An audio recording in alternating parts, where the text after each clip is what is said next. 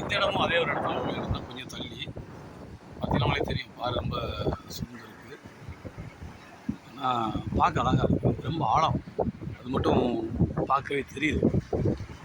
ஆழம் ரொம்ப நிறைஞ்ச ஏரியாவாக இருக்குது. அந்த அங்கே பார்த்தீங்கன்னா கொஞ்சம் லாங்கில் பார்த்தீங்கன்னா, கொஞ்சம் ஜூம் பண்ண பாருங்கள், கொஞ்சம் லாங் பார்த்தீங்கன்னா ஒரு பாறை தெரியும். அது ஒரு தீவு மாதிரி போகலாம், அங்கேயும் ஒரு பாறை தான் இருக்குது.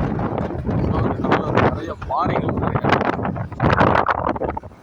அதனால் வர்றவங்க வாங்க, ரசிங்க, அதை பாருங்கள். உள்ளே இறங்கி பார்க்கணுங்கிற ஆசைகள் விபரீத விளையாட்டுறாங்க. அதெல்லாம் பாருங்கள், நல்லா இருக்கு. எனக்கு இந்த ஒரு பாக்கியம் கிடைச்ச பெரிய விஷயம் நான் கருதுகிறேன். அந்த லைனில் பாருங்கள், அங்கே ஒரு பாறை தெரியுது, இங்கே ஒரு பாறை தெரியுது. எங்களுக்கு நேராக நிறையா இருக்குது. ஆள் ஃபோட்டோஸ் எடுக்காங்க. ஆனால் ஆபத்தான இடம், கொஞ்சம் ஸ்லிப்பானா ஏன்னா வழுகு பார்த்தீங்கன்னா தெரியும், பாறையெல்லாம் ஈரமாக இருக்குங்களா, வழுகும். தெரியாமல் அவர் பண்ணிட்டு இருக்காரு.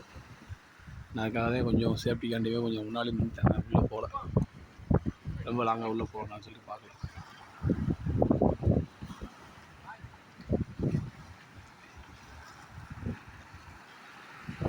பக்கத்துலேயே ஊரெல்லாம் இருக்குது, சர்ச்சு.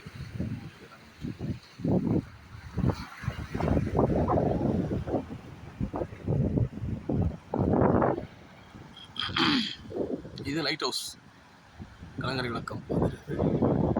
சின்ன சின்ன மண்டபம்லாம் வச்சுருக்காங்க பாருங்கள், இதெல்லாம் நம்ம வந்து பார்க்கலாம். அது மாதிரி சின்ன சின்ன மண்டபம் நல்ல பிளேஸ், சூப்பர்.